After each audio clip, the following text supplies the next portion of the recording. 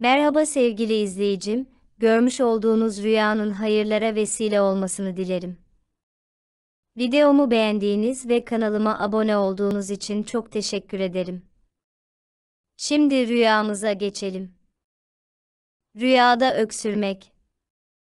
Rüyada öksürmek anlam olarak kişinin halinden hiç memnun olmadığına yorumlanır. Rüya sahibi herkese göre kolay kolay ve küçük şeylerden mutlu olmadığına delalettir. Rüyanın bir diğer anlamı da kişinin hayat standartları anlamında her zaman yüksek olduğuna veya kişinin gerçekten de zor yaşamı devam ettirmeye çalıştığına yorumlanır.